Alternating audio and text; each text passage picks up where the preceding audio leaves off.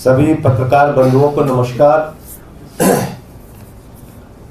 आज की प्रेस वार्ता दो प्रमुख मुद्दों पर है। पहला तो ये कि 3 बार के निर्वाचित मुख्यमंत्री अरविंद केजरीवाल जी के साथ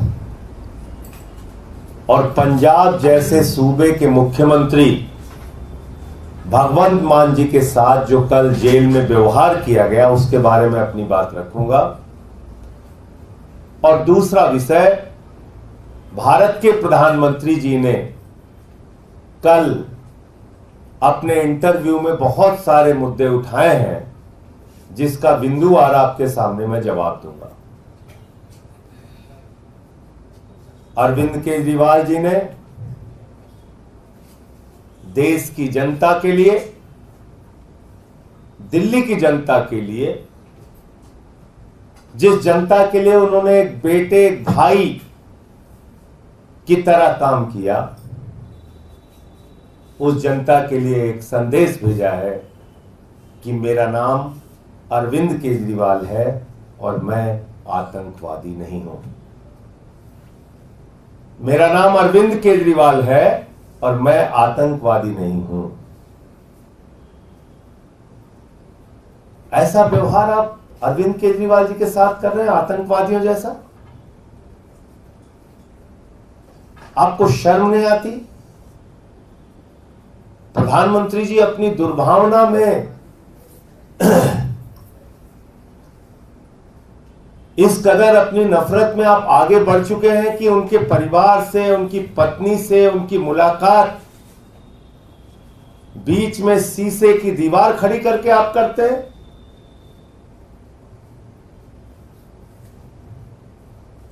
पंजाब जैसे सूबे के मुख्यमंत्री, जिनको Z+ श्रेणी की सुरक्षा प्राप्त है, दिल्ली के 3 बार के निर्वाचित मुख्यमंत्री की मुलाकात आप शीशे की दीवार खड़ी करके कराते हैं। भारतीय जनता पार्टी ने, प्रधानमंत्री जी ने इस कार्रवाई से जाहिर कर दिया गया है कि उनके मन में पूरी तरीके से एक नफरत, दुर्भावना और बदले की भावना अरविंद केजरीवाल जी के प्रति भरी हुई है। अपने ही देश में अपने ही एक मुख्यमंत्री के साथ ऐसा व्यवहार कर रहे हैं आप प्रधानमंत्री जी। 24 घंटे सीसीटीवी की निगरानी, 24 घंटे प्रताड़ित करने की योजना, 24 घंटे इस बात में आपका दिमाग काम कर रहा है कि कैसे अरविंद केजरीवाल का मनोबल गिर जाए, कैसे उनको और उनके परिवार को अपमानित किया जाए, कैसे उनके पार्टी के नेताओं को अपमानित किया जाए और उनका मनोबल तोड़ा जाए। मैं प्रधानमंत्री जी आपको बताना चाहता हूं, ये अरविंद केजरीवाल है, दूसरी मिट्टी के बने हुए व्यक्ति हैं। ये दूसरी मिट्टी के बने हुए इंसान है। IRS की नौकरी को लात मार के देश सेवा का संकल्प लिया इन्होंने। सैद्धांतिक मुद्दा आया तो 49 दिन की सरकार से भी इस्तीफा दिया। ये अरविंद केजरीवाल है, इनको तोड़ने की कोई भी कोशिश करोगे तो और मजबूत होकर केजरीवाल जी आपसे लड़ाई लड़ने का काम करेंगे। कल भगवंत मान जी ने बताया कि किस तरह से मुलाकात कराएगी। भावुक हो गए वो। हम सबके लिए ये भावुकता की बात है, ये कष्ट देने की बात है, लेकिन भारत के प्रधानमंत्री और भाजपा के लिए ये शर्म की बात है। आप अपने आप में भी अगर कभी 1 मिनट सोचते होंगे तो अपनी इंसानियत को मारने का काम आप कर रहे हैं। अपनी इंसानियत को मारने का काम भारतीय जनता पार्टी और देश के प्रधानमंत्री कर रहे हैं। इससे आप कोई अच्छा संदेश देश में नहीं दे रहे हैं प्रधानमंत्री जी। इससे कोई अच्छी धारणा इस देश के लोग आपके बारे में बनाएंगे, ये कभी मत सोचिएगा। तो इसलिए जो कुछ जेल में केजरीवाल जी के साथ हो रहा है, आम आदमी पार्टी उसकी भर्त्सना करती है और यह कृत्य हिटलर शाही का कृत्य है, तानाशाही का कृत्य है और केजरीवाल जी को तोड़ने की मंशा है। लेकिन केजरीवाल टूटेगा नहीं, केजरीवाल झुकेगा नहीं, केजरीवाल लड़ा है, केजरीवाल लड़ेगा और दिल्ली की जनता के लिए काम करते रहे हैं, काम करते रहेंगे। अब दूसरा विषय, कल भारत के प्रधानमंत्री आदरणीय नरेंद्र मोदी जी ने एक इंटरव्यू दिया, काफी विस्तार से इंटरव्यू दिया। लेकिन उस इंटरव्यू में जो सबसे ज्यादा हैरान करने वाली बात थी, जो सबसे ज्यादा चौंकाने वाली बात थी कि भारत की आजादी के बाद देश का एक प्रधानमंत्री आजादी के बाद के हुए सबसे बड़े महाघोटाले को खुलेआम डिफेंड कर रहा है।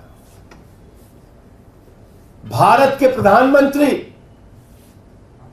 इलेक्टोरल बॉन्ड के द्वारा भारतीय जनता पार्टी के द्वारा ली गई रिश्वत को, इलेक्टोरल बॉन्ड के महाघोटाले को, जिसमें सर से लेकर पांव तक भारतीय जनता पार्टी डूबी हुई है, उस घोटाले और उस भ्रष्टाचार को देश के प्रधानमंत्री डिफेंड कर रहे हैं। देश के प्रधानमंत्री उसके पक्ष में खड़े हो गए।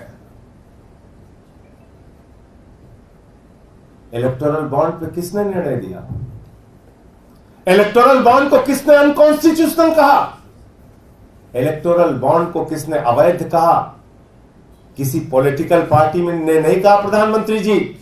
भारत के सर्वोच्च न्यायालय के 5 जजों की खंडपीठ ने कहा, सर्वोच्च न्यायालय के 5 जजों की खंडपीठ ने कहा कि इलेक्टोरल बॉन्ड असंवैधानिक है और अवैध है।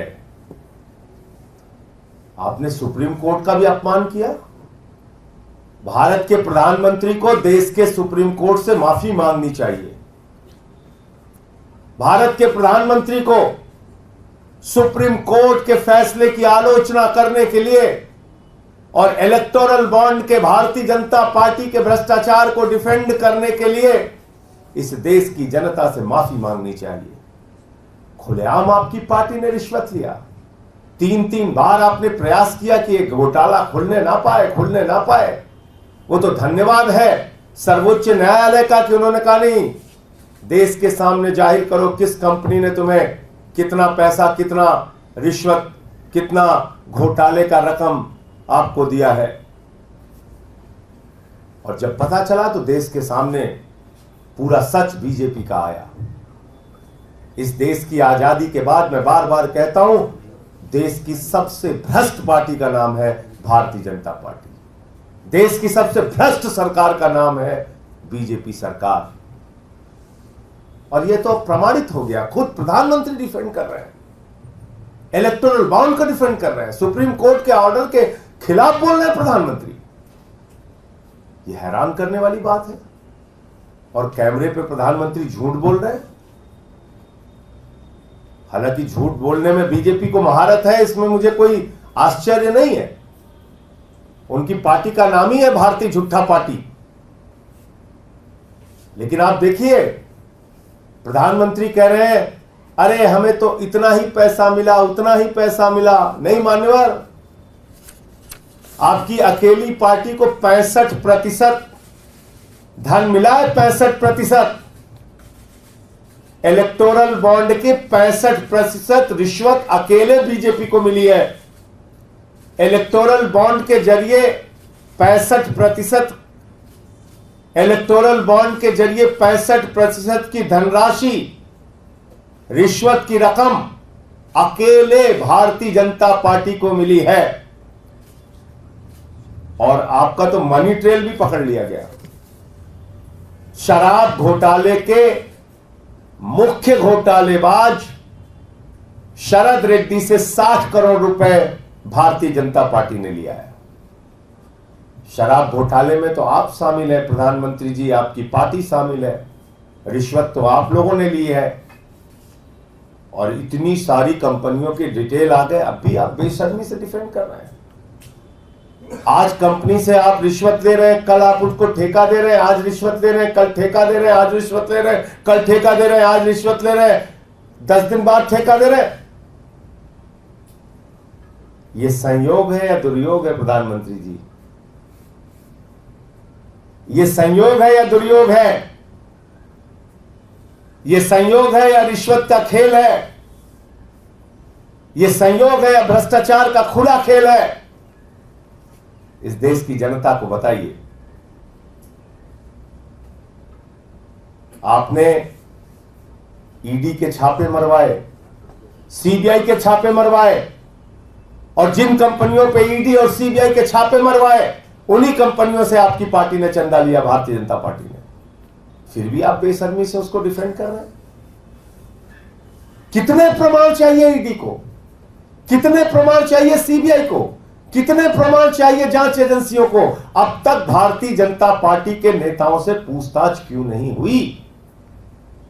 इलेक्टोरल बॉन्ड देने वाली कंपनियों से पूछताछ क्यों नहीं हुई?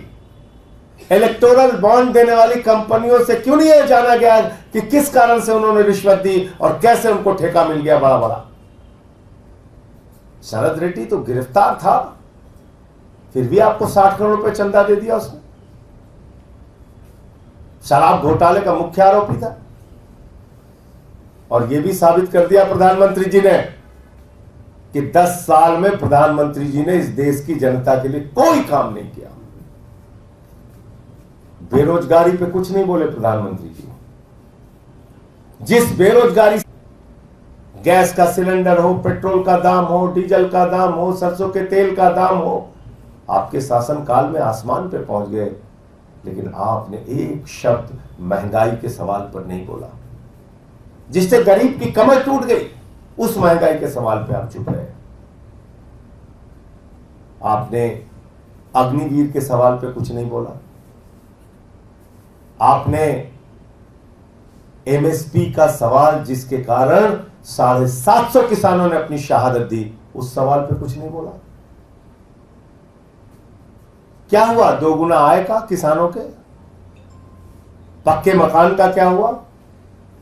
काले धन का क्या हुआ? 15 लाख करोड़ रुपए आपने अपने पूंजीपति मित्रों का माफ कर दिया। 3,53,000 करोड़ रुपए सेटलमेंट के जरिए आपने अपने चंद पूंजीपति मित्रों का माफ कर दिया। देश की जनता के हिस्से में सिर्फ 5 किलो राशि। आपके मित्रों को 2.5 लाख करोड़ रुपए का कर्जा, हजारों हजार करोड़ रुपए बैंकों का लूट के विदेशों में बैठ के भारत की व्यवस्था को चिढ़ा रहे हैं। इस पे आप प्रधानमंत्री जी कुछ नहीं बोलेंगे। तो इसलिए कल की जो उनकी बातचीत थी, जो उनका इंटरव्यू था, उसने भारत की जनता को, 140 करोड़ लोगों को निराश किया है, और प्रधानमंत्री जी के और उनकी पार्टी के चेहरे को पूरे देश के सामने बेनकाब किया है। किसी भी ऐसे सवाल पे जिस पे उन्होंने देश की जनता से वादा किया था, एक भी जवाब उन्होंने नहीं दिया, एक भी बात उन्होंने नहीं की। तो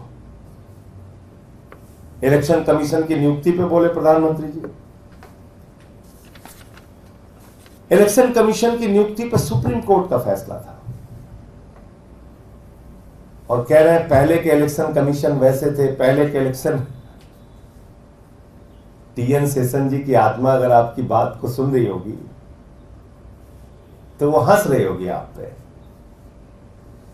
प्रधानमंत्री जी, टीएन शेषन जी इस देश के मुख्य चुनाव आयुक्त थे, और उस समय चाहे कांग्रेस पार्टी हो, चाहे भारतीय जनता पार्टी हो, चाहे उस समय की जितनी पार्टियां हैं, भले ही उनकी सख्ती के कारण नाराजगी उनमें रही हो, लेकिन किसी ने भी उनकी निष्ठा, उनकी ईमानदारी, उनके काम पे सवाल नहीं उठाया। देश की जनता ने कहा नहीं, ऐसा मुख्य चुनाव आयुक्त होना चाहिए।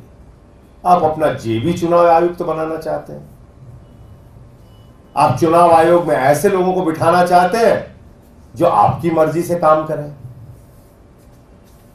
उनकी नियुक्ति आप क्यों चाहते हैं? और क्या भारत के मुख्य न्यायाधीश पर भी आपको विश्वास नहीं?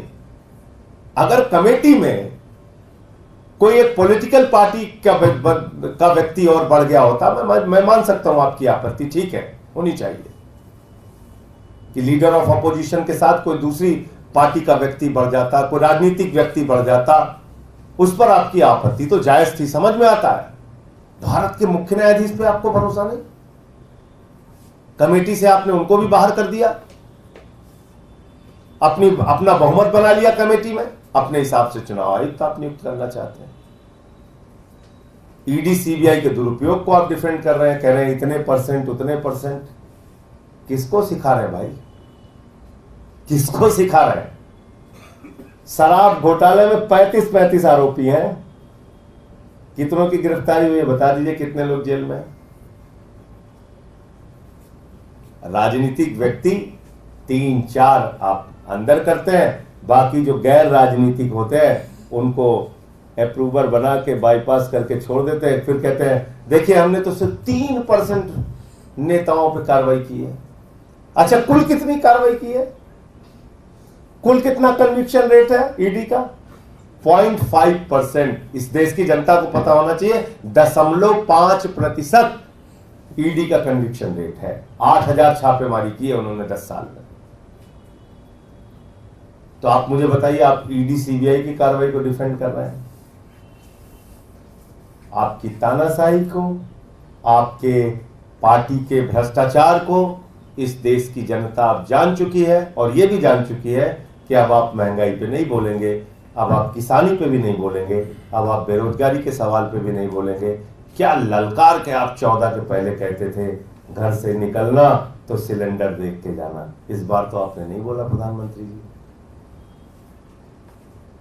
इस बार बोलिए किसी चुनावी रैली में, हम लोग प्रतीक्षा करेंगे कि घर से निकलना तो मोटरसाइकिल देख के जाना, घर से निकलना तो सिलेंडर देख के जाना।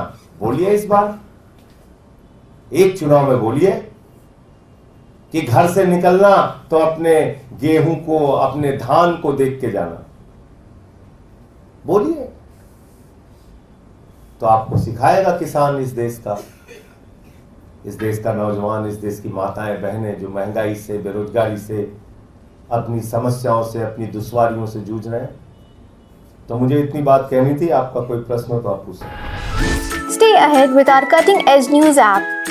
Instantly access the latest shorts in just 1 minute and breaking news in just 50 words. Download now for a smarter, faster news experience.